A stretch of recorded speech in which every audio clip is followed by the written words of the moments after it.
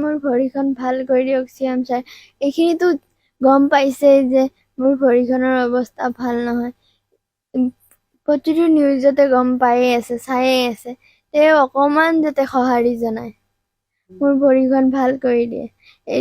এইখন ভৰিৰ কাৰণে এতিয়া মোৰ উচ্চ চিকিৎসা লাগে, সেইখিনি যাতে তেওঁ সহায় কৰে। এইখিনিৰ কাৰণে ইয়াৰে ডক্টৰেটো কৈছে 25 লাখ টকা লাগে, কিন্তু পাৰ্টনাৰ ডক্টৰে কৈছে যে অলপ কমত কৰি দিব, কিন্তু সেইখিনিও আমাৰ হাতত নাই। সেইখিনিৰ কাৰণে যাতে চিএম ছাৰে সহায় কৰে, মোক সঁহাৰি জনাই মোক আগৰ অৱস্থাত ঘূৰাই দিয়ে। মোৰ ভুল নাছিল নহয়, GMCৰ ভুলৰ কাৰণে মই আজি এনেকুৱা, নহ'লে মই ইমান দিনে খোজ কাঢ়িলো হয়, আজি মই হয়তো কলেজতো গ'লো হয়, কিন্তু আজি GMCৰ ভুলৰ কাৰণে মই বিচনাত পৰি। এইখিনি চিএম ছাৰে যাতে মোক সঁহাৰি জনাই মোক আগৰ অৱস্থাত ঘূৰাই মই আকৌ কলেজলৈ যাব পৰা কৰি দিয়ে। মই এইখিনিয়ে বিচাৰো, মোৰ ভৰিখন ভাল কৰি দিয়াটোৱে মই বিচাৰো, তাতে মই সুখী। ভৰিখন নহ'লেনো মই কেনেকে জীয়াম? এখন ভৰি নহ'লে মানুহ এটা অচল হৈ জীয়াব লাগিব বেলেগৰ আশাত, মই সেইটো নোৱাৰো। সেইকাৰণে মোৰ ভৰিখনে মোক ভাল কৰি দিয়ক। GMC কৰ্তৃপক্ষই আমাক এতিয়াও কোনো যোগাযোগ কৰা নাই বা কোনো সঁহাৰিৰ হাতখনো দিয়া নাই, যে মানে কি ভণ্টিৰ এইখিনি মানে সিহঁতে দায়িত্ব ল'ব।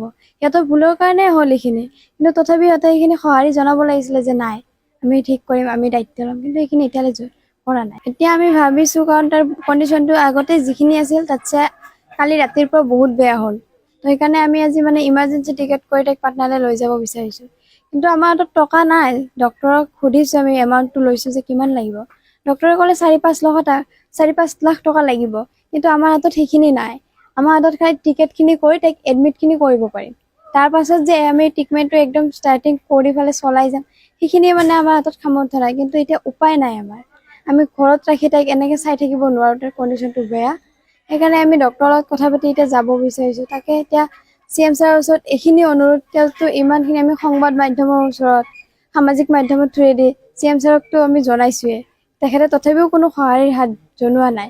তো সেইকাৰণে চিএম ছাৰক এইখিনি অনুৰোধ কৰোঁ, তেওঁ যাতে এইখিনি গম পায়ো যাতে কিবা এটা কৰে, আমাৰ ট্ৰিটমেণ্টখিনিৰ প্ৰতি যাতে তেখেতে অলপ গুৰুত্ব দিয়ে। আমাক 3-4জনে এনেকৈ গুৰুত্ব দিছে বা সঁহাৰি জনাইছে যে তোমালোকে এনেকৈ লৈ যোৱা, সহায়ো কৰিছে, সাহাৰ্য দিছে, কিন্তু যিখিনি দিছে সেইখিনি দি মানে কি আমাৰ নহয়, কাৰণ 4-5 লাখ টকাটো ইমান ধেমালি কথা নহয়। আৰু আমি দুখীয়া মানুহ যে আমি কিবা এটা কৰিম, আমাৰ ফালৰ পৰা দিম, আমাৰ যিখিনি আছিলেতো আমি চব শেষে কৰিলোঁ। সেইকাৰণে মানে কি এতিয়া উপায় নাই, নিৰুপায় হৈ পেলাই আমি এনেকৈ যাব ওলাইছোঁ।